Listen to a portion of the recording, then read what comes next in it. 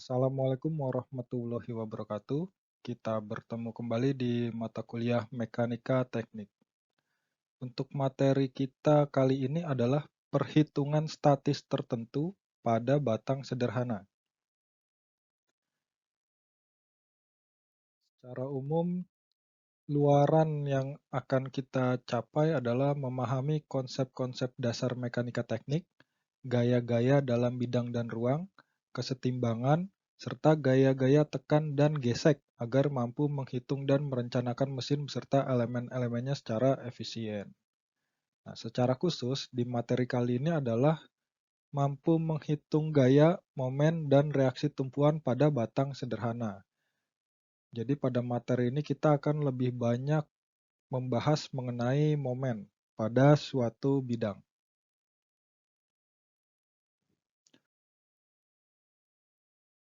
Momen gaya. Apakah momen gaya itu? Jadi ada suatu pernyataan bahwa momen gaya adalah seberapa besar gaya yang diberikan untuk memutar suatu benda terhadap suatu poros tertentu. Jadi ini porosnya, ini adalah momen gayanya. Kecenderungan gaya dalam memutar suatu benda. Momen juga dikenal sebagai puntiran, yaitu torque atau torsi. Jadi biasa di alat berat atau di kendaraan kita biasa suka mendapatkan data mengenai torsi, power. Ya, torsi itu adalah momen. Besarnya momen sebanding dengan besar gaya atau F dan lengan momen atau D yang tegak lurus di bidang benda. Jadi besarnya momen itu adalah hasil kali dari F ini dengan jarak antara si gaya dengan titik puntirnya. Atau rumusnya adalah momen sama dengan F kali D. Nah, ada pernyataan berikutnya adalah momen adalah suatu vektor M yang tegak lurus terhadap bidang benda. Arah M adalah tergantung pada arah berputarnya benda akibat gaya F. Kaidah tangan kanan digunakan untuk menentukan arah ini. Jadi di gambar ini, ibu jari menunjukkan momen, jari-jari yang dilipat menunjukkan arah berputarnya benda. Jadi dalam pembahasan momen ini akan penting kita mengetahui arah dari momen tersebut dan umumnya untuk arah putaran berlawanan jarum jam ini adalah momen positif seperti itu. Kalau searah jarum jam momen negatif. Hal itu akan membantu kita dalam perhitungan menghitung penjumlahan momen atau momen resultan di pembahasan berikutnya. Jadi dalam hal ini kita tetapkan saja bahwa untuk putaran berlawanan jarum jam adalah momen positif.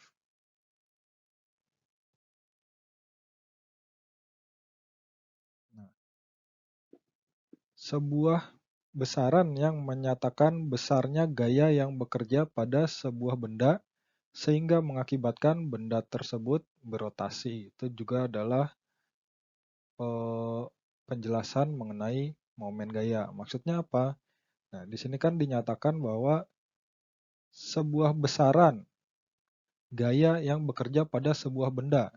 Nah, ini gaya sehingga mengakibatkan benda tersebut berotasi. Jadi perumpamannya misalkan ini sebuah benda terus diberikan gaya F dengan suatu jarak lengan tertentu D. Nah, jadi momen itu adalah F kali D dengan syarat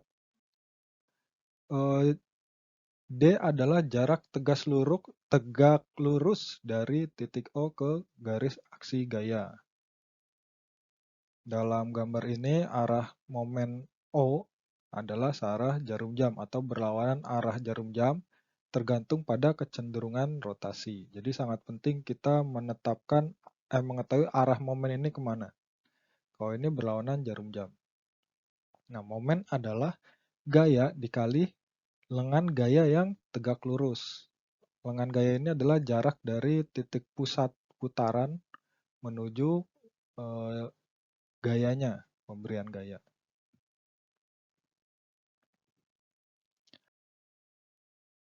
Kita langsung masuk ke contoh soal aja ya, untuk mempermudah memahami mengenai momen ini. Nah, di sini di soal ini sebuah gaya vertikal 100 pound, 100 lb diberikan pada suatu lengan. Lengannya memiliki panjang 24 inci dengan arah lengan 60 derajat dari garis horizontal. Nah, pertanyaannya adalah tentukan A. Momen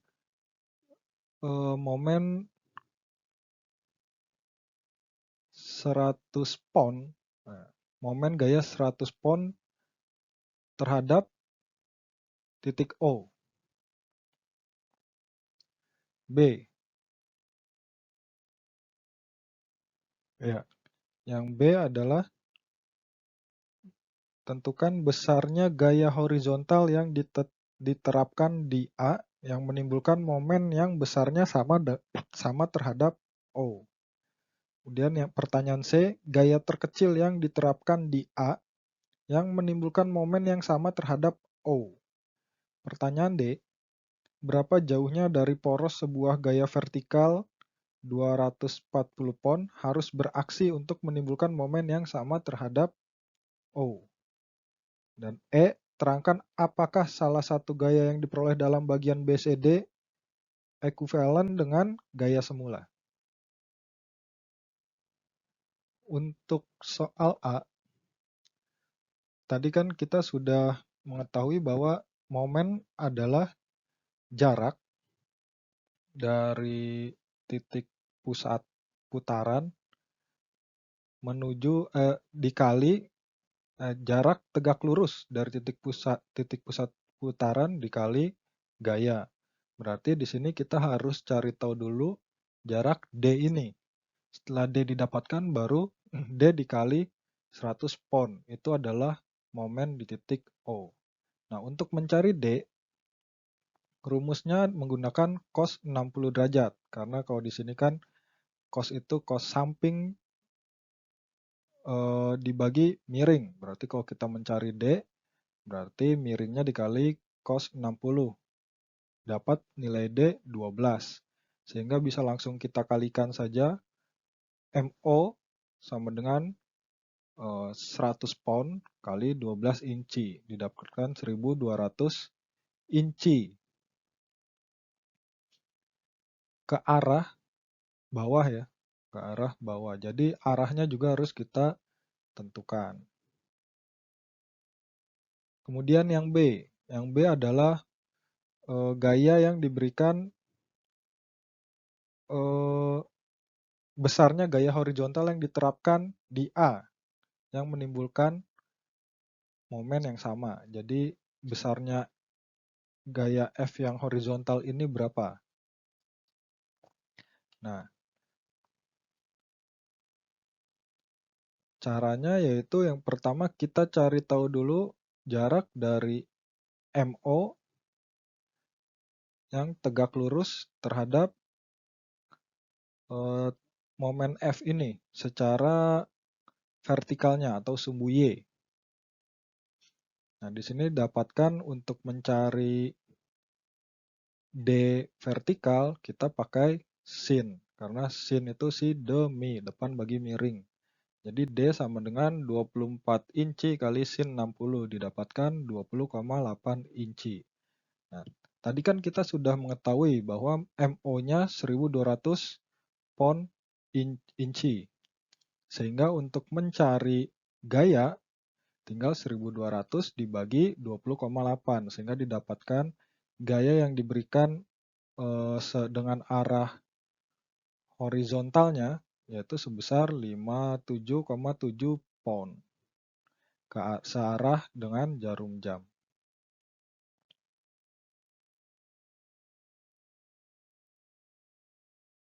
Kemudian pertanyaan yang C adalah gaya terkecil yang diberikan yang menghasilkan momen puntir yang sama besarnya dengan MO. Nah, kita ketahui komponen momen itu kan gaya dikali panjang lengan. Berarti semakin panjang lengannya, maka gayanya akan semakin kecil. Itu akan menghasilkan momen puntir yang sama. Nah, berarti di sini adalah kita maksimalkan lengan ini. Lengannya terpanjang kan 24 inci dengan gaya yang tegak lurus dari lengan tersebut. Jadi 1200 pound dibagi 24 inci didapatkan gayanya 50 pound dengan sudut kemiringan 30 derajat. Nah, dari mana kita bisa tahu sudut kemiringannya itu 30 derajat dari garis horizontal? Tinggal kita buatkan saja garis imajiner ya misalnya. Ini garis horizontal. Ini kan lengannya kalau diperpanjang seperti ini. Di sini sudah diketahui besarnya 60 derajat. Sedangkan tadi kan ini dia siku-siku ya. Siku-siku kan berarti 90 derajat. Nah, kalau ini 90 berarti ini juga totalnya 90 di sini. Berarti ini sisanya 30. Seperti itu. Untuk yang C-nya. Nah, untuk pertanyaan yang D, apabila gaya diberikan 240 pound, maka berapa jarak lengan dari O ke B ini agar menghasilkan momen puntir yang nilainya sama? Nah, untuk itu tentunya kita cari tahu dulu jarak D ini ya. Nah, untuk mencari D, rumusnya yang ini didapatkan D-nya 5 inci. Tapi itu kan jarak tegak lurus, jarak ini. Sedangkan kenyataannya lengan yang digunakan adalah lengan ini kan, berarti berapa panjang lengan yang ini? Pakai rumus cos, karena kita mencari garis miring dengan nilai samping yang sudah diketahui. Jadi OB cos 60 sama dengan D.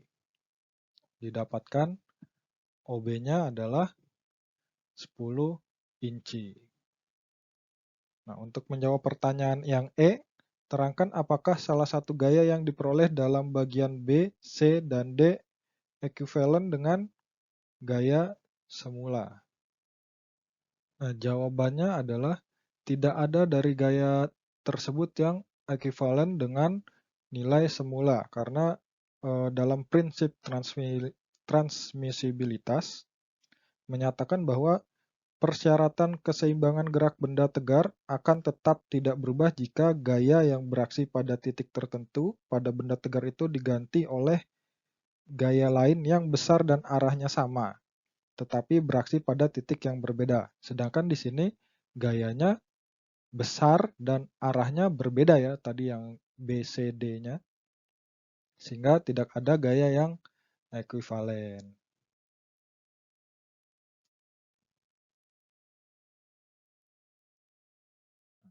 Kita masuk contoh yang kedua. Nah, pertanyaan untuk nomor 2 ini adalah sebuah gaya yang besarnya 30 pound bekerja pada ujung tuas yang panjangnya 3 feet sebagaimana seperti gambar ini dengan sudut kemiringan 20 derajat dari arah tuasnya ya, dari arah tuas. Nah, untuk dapat menghitung momen gaya, maka kita harus mencari komponen gaya dari 30 pound ini. Maksudnya kan kita kemarin sudah pelajari ya, suatu gaya dapat dipecah menjadi komponen-komponen gaya. Nah, misalnya ya, ini sebagai sumbu Y. Maka ini komponen gaya Y-nya. Nah, yang tegak lurus ini adalah komponen gaya X-nya.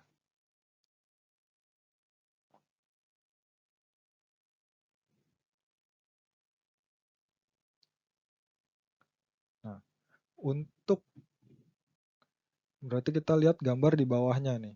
Kita sebut saja untuk komponen gaya Y itu dengan P, simbol P, sedangkan komponen gaya X itu dengan simbol Q. Nah, kita langsung saja masuk ke perhitungan gaya Q. Untuk mendapatkan Q dengan rumus Q sin 20 derajat. Karena kan Q ini sama dengan ini ya. Sedangkan diketahui ini 20 derajat, berarti tinggal sin depan dibagi miring. Miringnya 30 pound. Dapatkan Q ini, yang ini, itu 10,26 pound. Nah, untuk momen O, di sini kan ditulis simbolnya min ya. Min Q. Mengapa min Q? Karena arahnya ke kanan. Karena tadi kita di awal sudah kita tetapkan kalau arahnya berlawanan searah jarum jam itu gaya momennya negatif. Ini hanya untuk mempermudah saja. Karena begini, kalau gaya X ini kan arah X cenderungnya dia akan memutar si tuas ke arah kanan. Nah, kalau gaya P ini, ya ini memang kebetulan arahnya tegak lurus ke arah atas gitu ya. Atau nilainya 0. Tapi bisa jadi misalkan P-nya ke arah sedikit ke kiri, sehingga arahnya memutar tuas ke arah kiri. Sehingga untuk momen resultan nantinya kita akan menjumlahkannya. Berarti momen 1 ditambah min momen 2, misalnya seperti itu. Itu nanti akan ada di pembahasan contoh soal berikutnya. Jadi di sini karena arahnya berlawanan searah jarum jam, kita tulis saja simbolnya min. Min Q kali panjang tuasnya 3 feet. Sehingga didapatkan min 10,26 pound kali 3 feet. Jadi momen MO-nya didapatkan min 30,8 pound feet. Nah, min ini berarti arahnya searah jarum jam, sehingga MO adalah 30,8 pound feet searah jarum jam.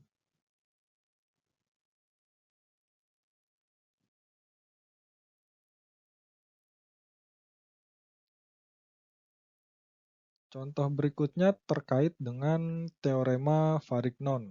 Jadi dalam momen ini ada teorema Varignon yang menyebutkan bahwa momen dari sebuah gaya terhadap suatu titik adalah sama dengan jumlah momen dari komponen-komponen gayanya terhadap titik yang sama. Maksudnya apa? Misalkan contohnya ini, contoh soal ya. Kita langsung penjelasannya contoh soal aja. Hitunglah momen terhadap titik O, momen terhadap ini, MO-nya di sini, akibat gaya 600 Newton seperti pada gambar. Nah, ini kan berarti sebenarnya kita bisa langsung mencari dengan kita cari tahu aja gaya yang tegak lurus di lengan tegak lurus di sini nih. Itu cara pertama. Nah, itu salah satu caranya. Nah, untuk cara pertama, kita gambarkan dulu nilai-nilai yang sudah diketahui. Kemudian, ya tadi seperti yang saya bilang, kita buat garis imajiner yang menggambar mewakili panjang lengan yang tegak lurus terhadap gaya yang diberikan. Kita tulis dengan D ya. Ini tegak lurus. Kemudian kan kalau seperti ini bentuknya tidak segitiga sempurna ya. Sedangkan untuk memudahkan kan kita harus cari nilai D ini, maka kita buat juga garis imajiner. Kita bagi dua bidang nih, dua sisi. Ini kan lebih ke arah trapesium nih sebelumnya. Nah, dengan begini kita bisa mencari D, nilainya D yaitu D1 nantinya, D1 ditambah D2 gitu. Nah, D2 ini didapat dari segitiga ini. Kan sama ya, segitiga ini. Kalau D1 ya dari segitiga.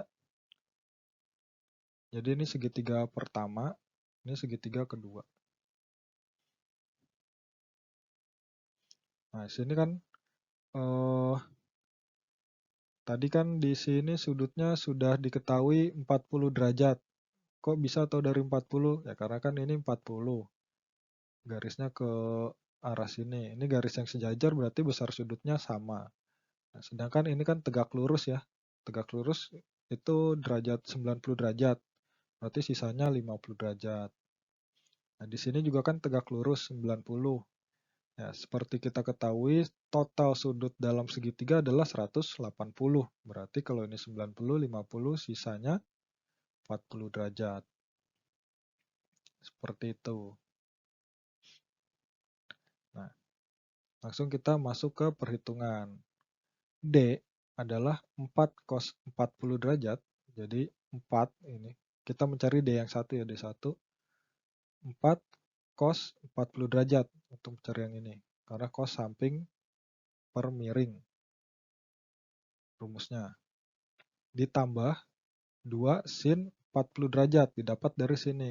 2, kalau sin kan depan dibagi miring. Berarti kalau kita mencari depan berarti 2 dikali sin 40 derajat ini. Gitu. Didapatkan totalnya 4,35 meter D-nya ini. D1 tambah D2 gitulah. Nah, dari sini udah tinggal dikalikan saja. Momen berarti 600 Newton kali 4,35. Hasilnya segini. Itu untuk cara pertama. Cara kedua, kita bisa langsung uraikan gaya pada titik A menjadi komponen gaya terhadap sumbu X dan sumbu Y. Oh, tadi kan ini kita langsung ya ini ya. Cara kedua ya uraikan aja gaya terhadap X dan Y.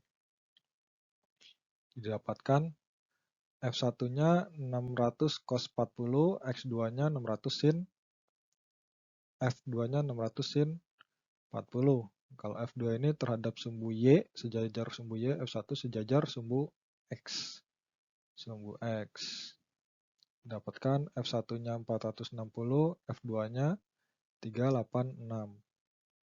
Nah, untuk momennya, kita lihat momen F1 adalah ini karena arahnya nanti cenderung akan mendorong si besi ini ke arah kanan semua ya, misalkan gini. Untuk momen pertama, F1 dikali kan momen ini, berarti kan misalkan kita arah di sini ya. Nah, sini kan. Ini 460 dikali lengannya 4 meter. Ini kan sebenarnya min ya. Karena arahnya searah jarum jam. Bisa aja kita tulis min. Terus untuk F2-nya, dia arahnya ke bawah. Kalau kita lihat di sini, berarti kan sama aja di sini ya. Kalau ini kita pindahkan lengannya, sama aja F2-nya seperti di sini gitu kan. Mengarah ke bawah sini. Berarti besinya juga akan cenderung berputar searah jarum jam. Nah, gitu. Karena arahnya sama, ini kan berarti sebenarnya min juga nih. Bisa aja kita tulis min. Min 386. F2-nya ini sama dengan 386 ini. 386. Kali panjang lengannya 2 meter. Nah, min 460 ditambah min 386. Jadi sama dengan min 460 kali 4 ditambah min 386 kali 2 sama dengan min 2610 Newton meter atau sama dengan 2610 Newton meter dengan searah jarum jam.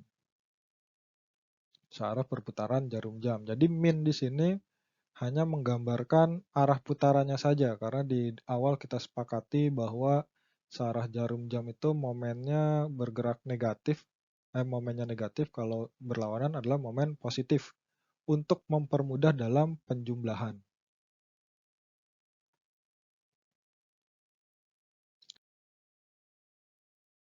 Contoh nomor 4, sebuah gaya 40 Newton diberikan pada sebuah kunci pas. Ya, sebenarnya ini kan contoh kasus di kegiatan sehari-hari ya. Ini akan mudah perhitungannya apabila gayanya tegak lurus diberikan. Searah misalnya gayanya tegak lurus searah lengan.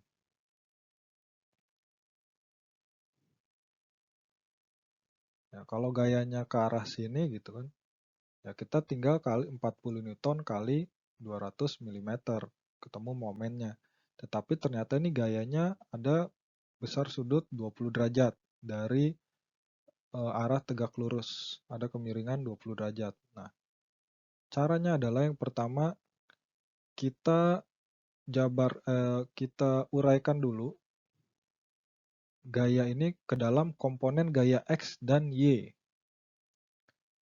Nah, komponen gaya X-nya adalah yang sejajar dengan lengan si kunci ini.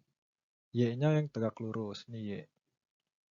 Yang kedua, baru bisa ditentukan momen MO-nya, arahnya, dengan menggunakan analisa penjumlahan skalar.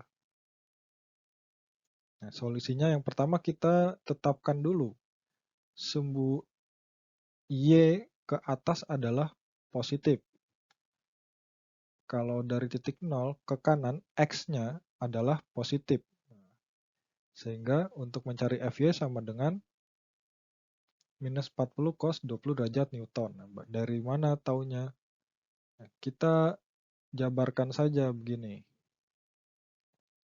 Nah, ini kan gaya F-nya kita perpanjang aja. Kita teruskan. Nah, dari sini udah bisa lebih mudah ya. Kalau di sini 20 derajat, sudut yang berseberangannya juga besarnya pasti 20 derajat. Nah, FY-nya ini kan ke arah bawah, sedangkan tadi kita tetapkan kalau ke atas positif. Karena FY-nya ini di bawah, di sini 0 ya. Sini 0, berarti kalau ke sini positif, ke sini negatif. Nah, karena dia ke bawah nih, dari titik A-nya ini 0 ke bawah, berarti minus. Tinggal minus. Nah, ini kan kenapa cos? Karena rumus cos adalah nilai samping dibagi miring. Nah, untuk mencari samping berarti nilai miring 40 Newton dikali cos 20 derajat. Begitu juga dengan X-nya. Kalau X-nya ini dari A titik 0, kalau X-nya ke kanan kan positif. Sedangkan ini X-nya ke kiri berarti min 40 sin 20 derajat. Kenapa sin? Nah, kalau sin itu kan depan dibagi miring gitu. Sedangkan ini Fx ini kan sama dengan ini ya, yang ini ya. Begitu, jadi min 40 sin 20 derajat Newton. Nah, untuk penjumlahannya boleh tadi kan kita tetapkan bahwa searah jarum jam itu negatif. Itu untuk mempermudah saja gitu kan. Atau boleh juga kita tidak menggunakan ketentuan seperti itu, bebas. Misalkan ini karena kalau Fy yang bekerja itu cenderung akan memutar baut ini kan searah jarum jam. Nah, sedangkan Fx-nya, misalkan Fx-nya berarti kan kalau kita pindah ya, mau searah garis gaya nih, misalnya kita pindah Fx di sini, misalnya ya. Nah, kalau di sini kan kita lihat berarti dia cenderung akan berputar berlawanan jarum jam nih. Berarti akan saling mengurangi nilainya nih. Fy dengan Fx akan berlawanan, akan saling mengurangi.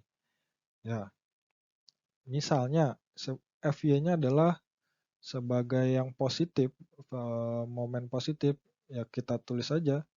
Berarti nilai min 40 cos 20, ini ya,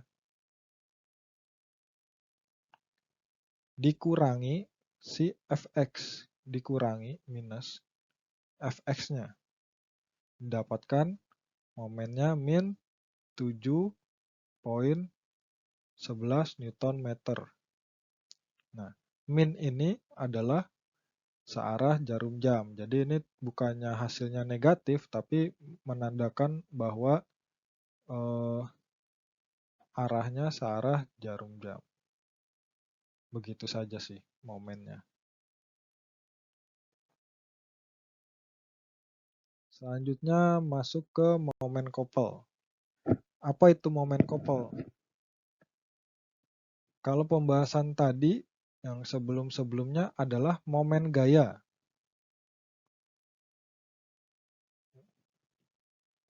Momen gaya ini ya, ini momen gaya. Nah, momen couple adalah ini. Penjelasannya momen couple adalah pasangan gaya yang besarnya sama, tetapi berlawanan arah.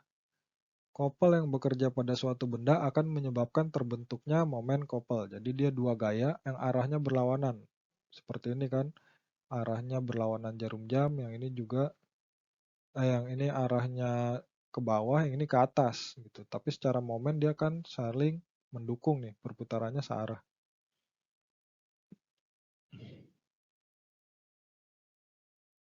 Nah, couple M adalah momen yang dihasilkan oleh dua buah gaya yang sama besar, berlawanan, dan tidak satu bidang.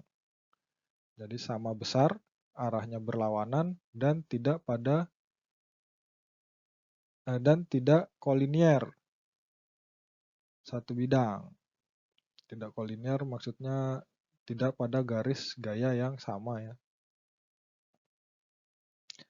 Tinjau aksi dua buah gaya yang sama dan berlawanan arah F dan min F yang dipisahkan dengan jarak D, momen di titik O yaitu momen sama dengan F kali D. Momen couple berupa vektor. Resultannya dapat diperoleh dengan penjumlahan vektor. Momen resultan yaitu momen 1 plus momen 2. Jadi seperti ini misalnya. Nah, ini resultannya adalah momen 1 tambah momen 2. Atau misalkan di sini ya. Sini misalnya kita buat di sini sebagai porosnya. Nah, berarti momen satunya adalah seper D gitu.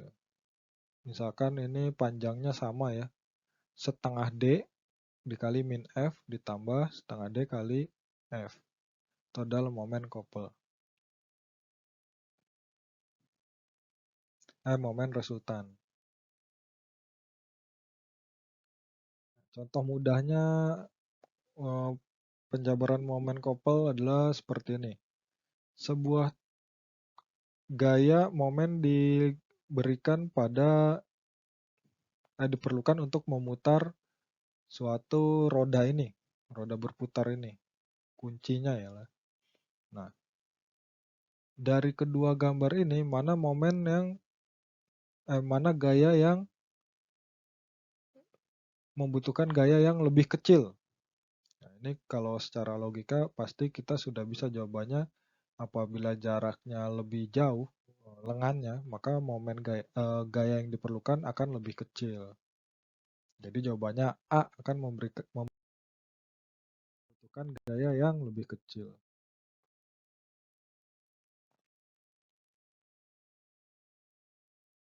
Nah, contoh 6. Tentukan besar dan arah momen couple yang bekerja pada roda gigi berikut.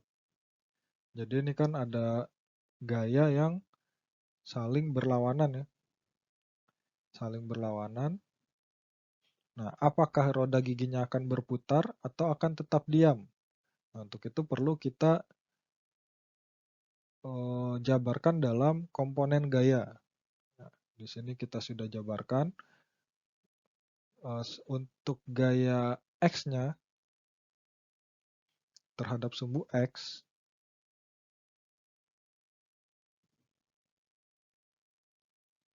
ini akan bergerak mendorong ke kanan ya. Kalau yang ini akan nilainya 0. Nah, tetapi kalau terhadap sumbu Y dia akan bergerak ke bawah. Kalau kita lihat di sini roda giginya tidak akan berputar, tetapi kita sudah bisa mengetahui nilai dari tiap komponen gayanya.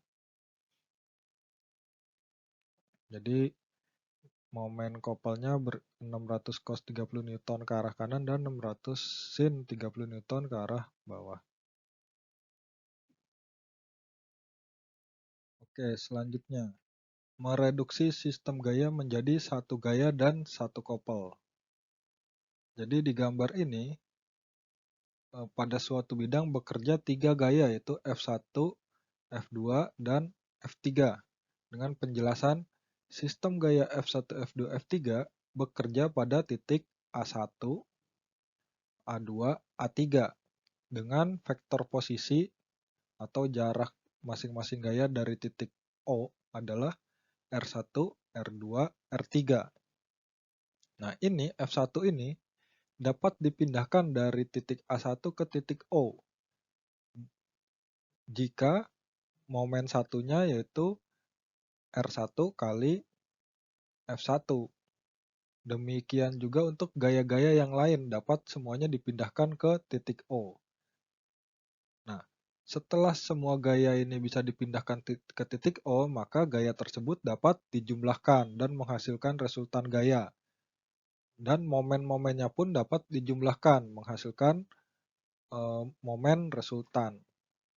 Jadi gini, ini kan F1 sudah pindah ke sini, F2 sudah pindah, dan F3 sudah pindah. Nah, gaya resultan tinggal dijumlahkan saja F1 tambah F2, F3, didapatlah R. Sedangkan tadi kan untuk memindahkannya maka syaratnya harus ada nilai momennya, momen 1, momen 2, momen 3. Nah, untuk momen resultannya yaitu dijumlahkan semua momen, maka didapatkan momen resultan dari O tersebut. Dan kemudian ada pembahasan berikutnya yaitu vektor posisi R dan gaya F dalam komponen rektangular, yaitu R sama dengan XI plus YJ plus ZK. Maksudnya ini adalah vektor posisi atau jarak lengan dari gaya untuk bidang 3 dimensi ya, untuk ruang 3 dimensi. Jadi XI berarti jarak atau posisi suatu titik di sumbu terhadap sumbu X-nya. I ini menandakan nilai di sumbu X. J ini menandakan nilai di sumbu Y-nya. K ini menandakan nilai di sumbu Z-nya. Ya, silahkan dipelajari ini. Akan lebih mudah nanti kalau masuk ke contoh soal. Jadi jangan bingung di sini dulu. Nah, kemudian momen di titik O ini apabila kita pindahkan ke O aksen, maka momen resultan dari O aksennya adalah momen resultan si O ditambah jarak S dan jarak S dikali resultannya. Rumusnya ini. Nah, untuk tidak menghindari kebingungan, kita masuk langsung ke contoh soal.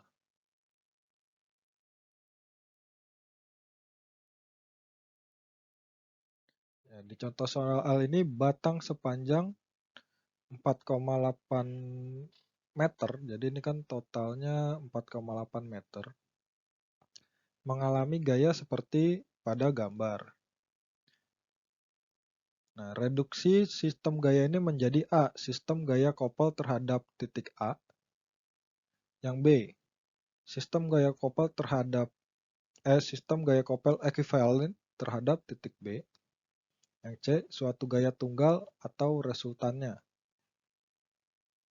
Nah, terus notnya di sini catatannya karena reaksi pada pendukung tidak dimasukkan atau reaksi pada ini ya, titik tumpu ini tidak dimasukkan, maka sistem ini Jadi sistem ini tidak akan mempertahankan batang dalam keadaan setimbang. Jadi ini bukan gaya setimbang ya, gitu. Bukan sistem setimbang. Ini hanya penumpu saja. Nah, untuk jawaban yang A. Jadi kita mencari resultan gaya di titik A. Caranya tinggal ditambahkan aja semua gaya 4 ini. Kan tadi kalau ini kan ke atas cenderung positif ya, ke arah jarum jam. Jadi 150 ditambah, karena ini arahnya searah jarum jam, berarti nilainya negatif. Ditambah min 600.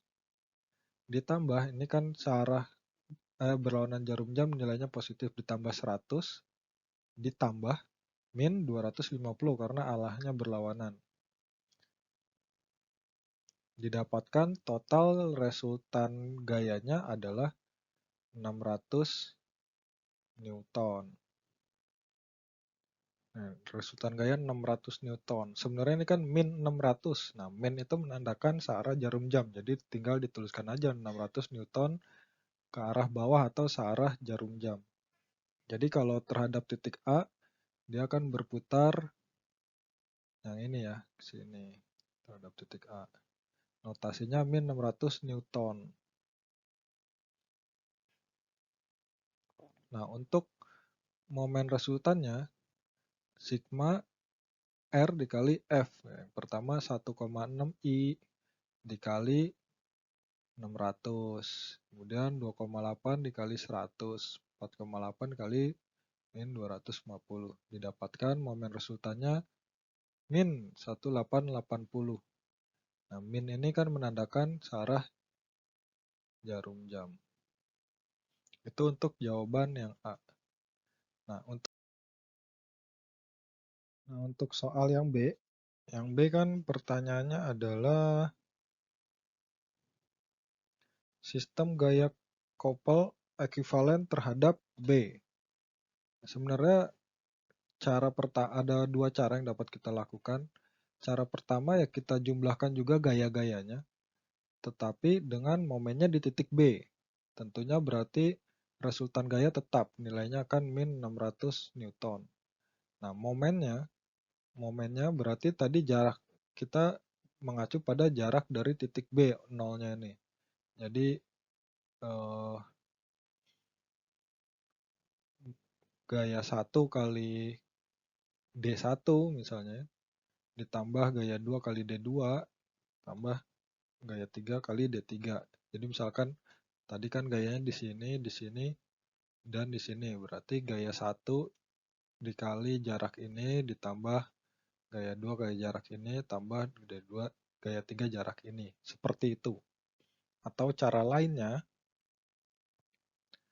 karena ini kan gayanya ekuivalen, berarti besarnya gaya sama di titik A dengan titik B. Kita pindahkan saja, tinggal kita pindahkan momen gayanya tersebut. Tadi 600 Newton di titik A, kita pindahkan. Jadi min 600 Newton juga di titik B.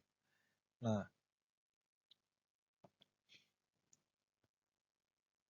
kita akan mencari sistem gaya kopel terhadap B yang ekuivalen seperti sistem gaya kopel terhadap A yang dicari dalam bagian A. Gaya 600 Newton dapat dipindahkan ke B asal kita tambahkan momen kopel sama dengan momen gaya dalam kedudukan semula terhadap B. Jadi tadi kan kalau rumusnya ya, yang sebelumnya teori yang sudah kita bahas, kalau kita mau pindah ke sini, berarti dari momen kopel awal harus ditambah panjang lengan dan gaya resultannya atau ini. Nah, berarti tadi min 1880 ditambah min 4,8 meter dikali min resultan gayanya kan 600 Newton kali min 600 Newton.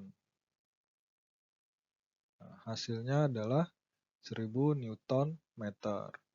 Jadi resultan gayanya tetap 600 dengan momen resultannya berlawanan arah jarum jam. Nah ini ya, kalau di titik B. Kemudian pertanyaan yang C-nya, tentukan gaya tunggal atau resultan gayanya. Nah, tadi kan di sini kita sudah mendapatkan gaya tunggalnya 600 Newton ya, yang searah jarum jam. Itu sudah merupakan gaya tunggal. Kita tinggal mencari panjang lengannya yang dibutuhkan untuk mendapatkan momen yang sebesar tersebut. Momen kalau dari titik A berarti momen 1880 Newton meter. Berarti tinggal kita masukkan ke perhitungannya saja. Yang ini. Jadi panjang lengannya adalah 3,13 meter dari titik A.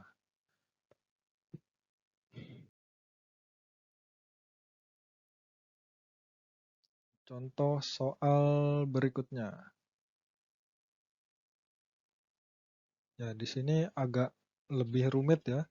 Jadi sebuah kapal tarik atau tugboat dipakai untuk menarik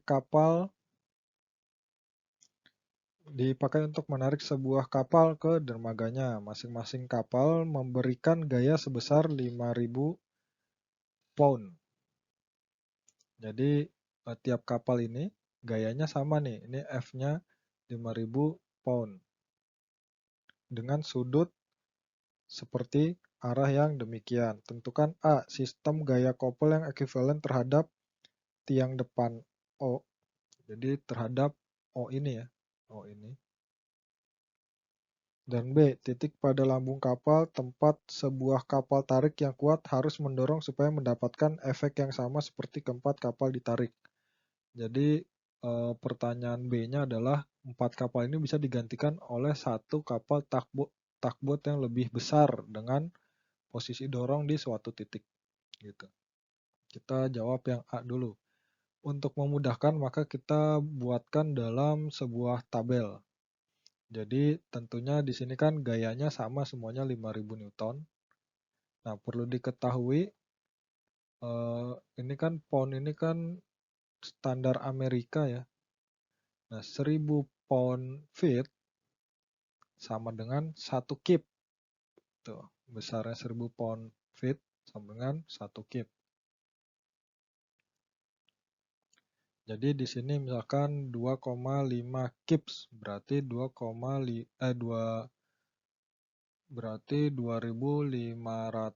pound feet. Seperti itu penjelasannya.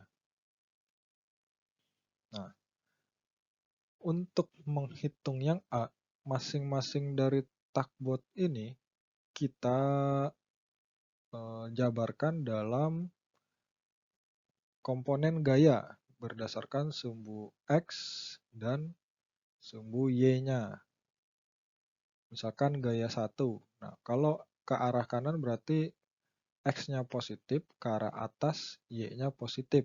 Kalau gaya 1, ini kan komponen X-nya ke kanan, komponen Y-nya ke bawah ya, berarti X-nya positif, Y-nya negatif. Nah, untuk mencari komponen X, jadi Fn kali cos. Jadi kalau untuk X ini, jadi F1 kali cos theta. Cos theta-nya 60. Kenapa cos? Karena kan samping dibagi miring, seperti penjelasan sebelum-sebelumnya. Jadi F1 atau 5.000 pound dikali cos 60 derajat. Hasilnya 2,5 kips. Untuk FY-nya di F1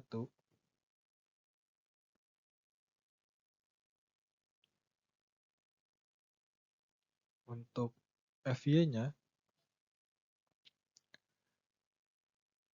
5.000 pound dikali sin 60 derajat. Ini kan yang ini ya, sin 60 derajat. Hasilnya adalah 4,33 kips atau 4.330 pound feet. Jadi 4,33 kips. Karena arahnya ke bawah, jadi nilainya negatif. Nah, untuk momen O-nya, nilai momen didapatkan dengan cara gaya dikali jarak lengan momen. Misalkan yang ini, Fx ini sengaja saya taruh yang X di atas, Y-nya di bawah. Fx ini kan ke arah kanan sebesar 2,5 kips. Nah, lengannya itu kan yang ini. Kalau titik ini berarti kan lengannya yang ini ya. Jadi jangan sampai salah, ini lengannya.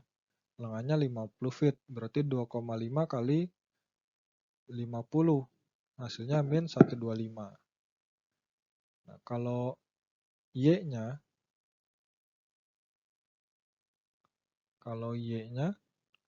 berarti Y-nya lengannya adalah yang ini. Karena kan tadi dari titik O ya. Y-nya lengannya yang ini untuk F1. Berarti min 433 kali 90 feet. Hasilnya adalah ini. Begitu juga dengan F2-nya. F2 ini kan. F2 dari perhitungan didapatkan F2X-nya itu 3 kips, arah ke kanan positif. F2Y-nya min 4 kips. Nah, karena dia kalau momen yang di titik F2 ini kan berarti jaraknya kalau dari titik O ya, dia yang ini nih, yang ini. Ini kan sama nih, jaraknya sama semua nih. Berarti ini 70 feet. Berarti 3 kips kali 70. Nilainya min 210. 70 kips.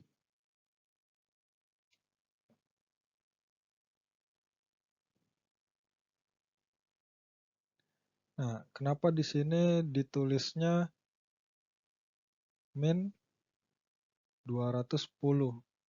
Ya, harus kita bedakan lagi. Kalau tadi kan di sini berdasarkan sumbu X dan sumbu Y. Kalau momen kita mengacu pada kalau cenderung memutar searah jarum jam nilainya negatif. Kalau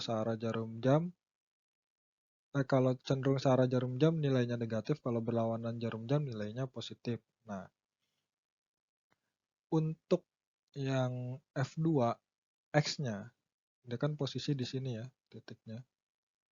Sedangkan titik pusat putarnya di O sini.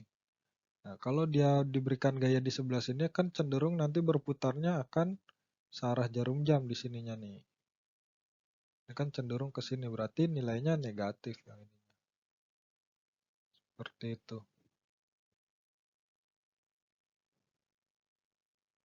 Nah, untuk yang Y-nya, ini kan ke arah ke bawah ya, min 4. Nah, tinggal min 4 dengan jaraknya nih 100 feet.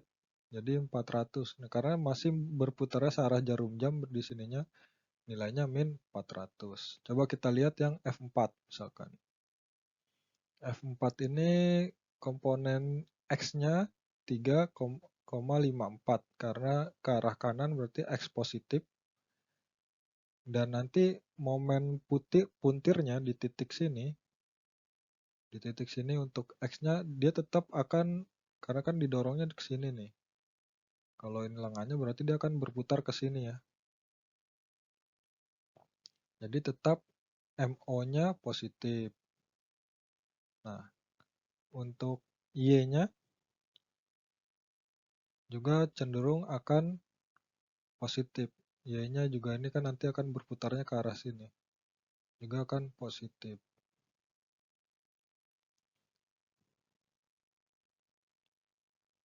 Seperti itu. Kemudian tinggal kita untuk resultan gaya tinggal dijumlahkan aja. Resultan X-nya dijumlahkan plus 2,5 tambah 3 hasilnya ini. Resultan Y-nya hasilnya min. Dan untuk momennya hasilnya ini.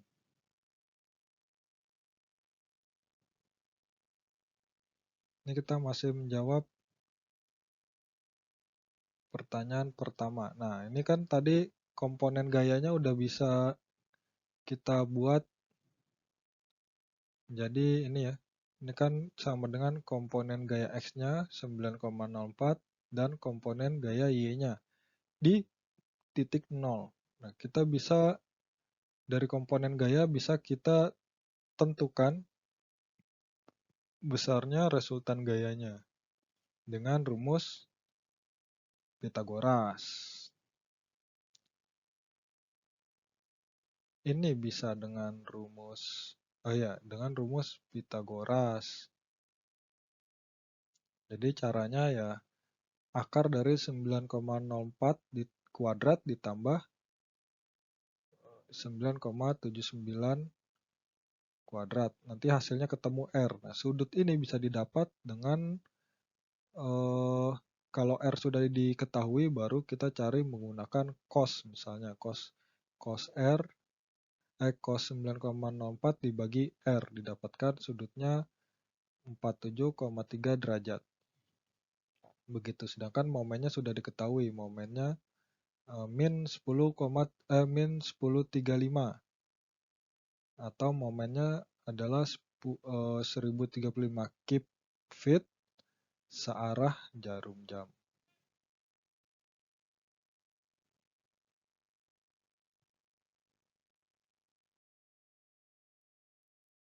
Nah, pertanyaan yang B-nya adalah apabila keempat takbot tadi hanya digantikan oleh hanya satu takbot saja. Jadi berapa resultan gaya yang diberikan? Atau tidak, pertanyaannya di titik mana takbot tersebut akan mendorong gitu dengan besarnya gaya yang sudah diketahui.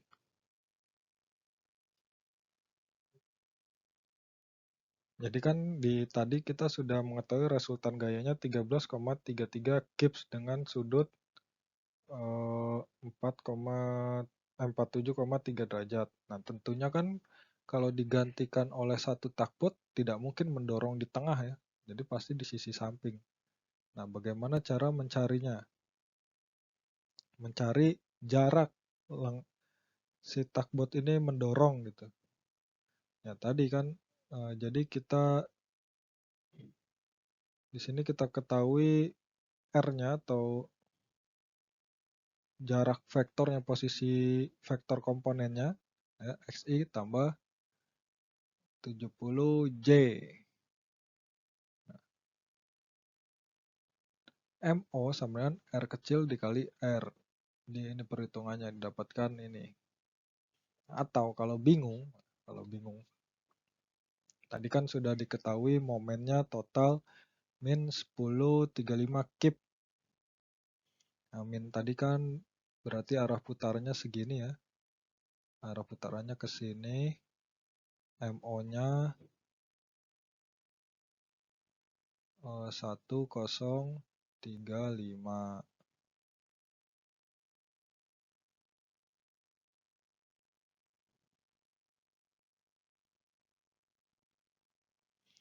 Nah,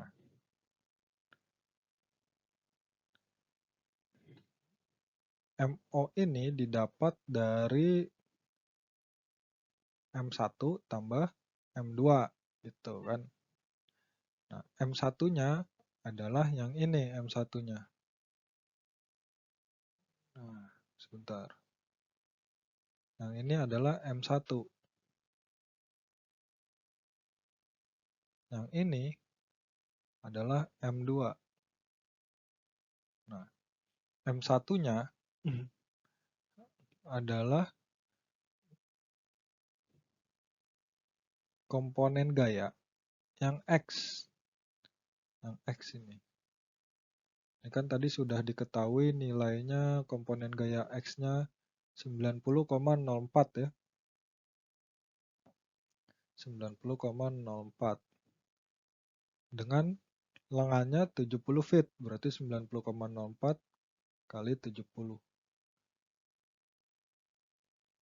Ditambah komponen gaya Y min 979 nih, kenapa min? Karena arahnya searah jarum jam. Dengan jarak X. Lengan jarak ini nih, jarak X. Karena kan tadi kan harus tegak lurus kan ya. Nah, berarti gaya Y di sini nih, di sini tegak lurus. Nah, kita cari lengan sini. Nah, lengannya ini adalah X. Berarti didapatkan X-nya 41,1 feet. Jadi takbut itu mendorong searah sebesar sekian derajat gitu ya. Di titik di lambung bagian kanan, dengan jarak 41,1 feet dari titik nolnya. Jadi di sini.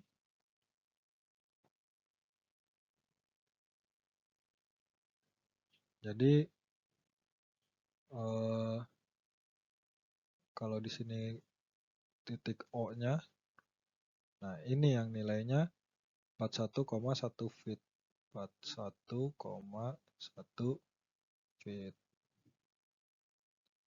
Seperti itu.